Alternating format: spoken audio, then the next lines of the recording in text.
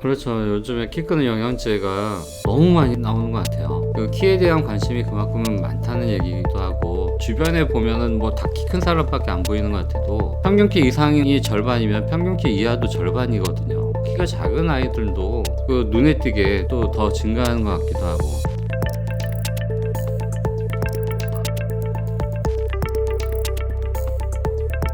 요즘에는 중간 키 정도 되는 아이들보다는 오히려 큰 애들 또는 작은 애들이 이렇게 딱 구분이 돼서 눈에 보이는 것 같아요. 그래서 이제 키 작은 아이들 같은 경우에 부모님들이 키를 더 크게 해주려고 여러 가지 운동 기구부터 뭐 이제 영양제, 병원에서 이제 치료받는 거 이제 여러 가지 경우를 다 이제 고려하시는 것 같은데, 특히 요즘에 뭐 TV만 틀면 키 크는 영양제 선전이 너무 많이 나와요. 뭐 온라인 상에도 이제 광고가 이렇게 계속 올라오기도 하고, 이 제품들이 도대체 뭘까 하고 궁금해서 찾아봤어요. 그랬더니 정말 별 효과가 없겠구나. 정말로 이렇게 키가 작은 아이들한테는 이런 영양제가 이 키가 클 수 있는 기회를 많이 뺏어갈 수도 있겠구나 하는, 그 키가 작은 아이들이 먹을 거거든요. 키 크는 영양제는. 이 영양제들이 그러면 이 아이들이 먹었을 때 효과가 어느 정도 있을까라고 확인해 봐야 될 거 아니에요. 그래서 그 제품의 원재료하고 관련된 논문들을 살펴봤어요. 3개월 동안 12주 동안 그 영양제 성분을 투약을 했더니 3.3mm 컸다고 이렇게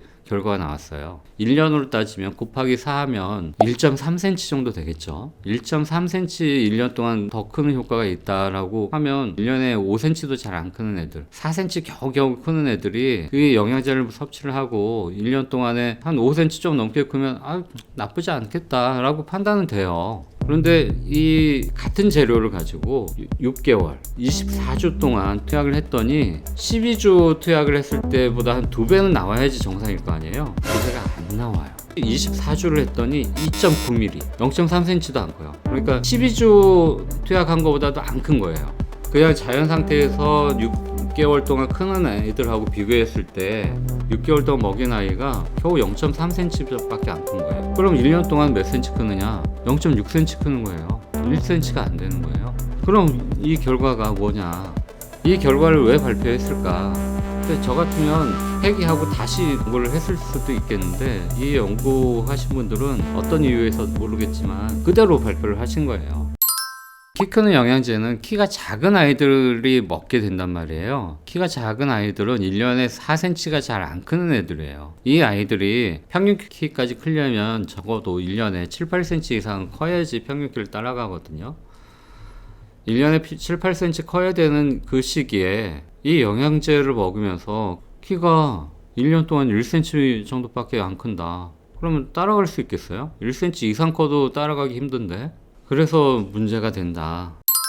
논문을 설명하실 때 투약이라고 했거든요. 투약을 했더니, 근데 이거는 식품이잖아요. 네, 사실 설명하는 원장님조차도 이거를 좀 헷갈릴 정도로 일반 소비자들은 이걸 약으로 인식을 하는. 약은 아니죠. 그냥 식품인 거예요. 그 1년에 뭐 한 2, 300만 원 정도 지불하고 먹게 되는 영양제 같은 거죠. 키가 안 크고 있을 때는 뭔가 특별한 이유가 있어요. 몸이 허약하다든지 칼슘이 부족하다든지 또는 영양 상태가 좀 문제가 있다든지 성장 호르몬이 부족하다든지 여러 가지 이유가 있거든요. 잘 안 크는 원인을 찾아서 그걸 먼저 해결해 주는 치료를 먼저 해줘야지 그 아이가 정상적인 성장을 하게 되는 건데, 영양제를 먹인다고 하는 건 원인은 모르겠다, 그렇지만 이걸 먹으면 클 거다라고 하는 막연한 기대인 거거든요. 근데 원인을 제거하지 않으면 아무리 좋은 영양제를 먹더라도 이거는 효과가 떨어질 수밖에 없다. 그냥 밖에 나가서 운동시키고 매일 고기 먹이고 식단 관리해주고 하면 그것만 가지고도 크는데 도움은 될 거예요. 굳이 그러면은 1년에 1cm도 안 크는 효과를 갖고 있는 이 식품을 먹을 이유가 없다는 거죠. 키가 안 크고 있는 원인, 근본적인 원인이 어디 있느냐, 이걸 찾아서 해결하는 게 제일 중요하다. 지금 치료받으러 오는 아이들 이렇게 보면 한 10명 중에 한 3, 4명 정도는 먹었더라고요. 먹고 있거나.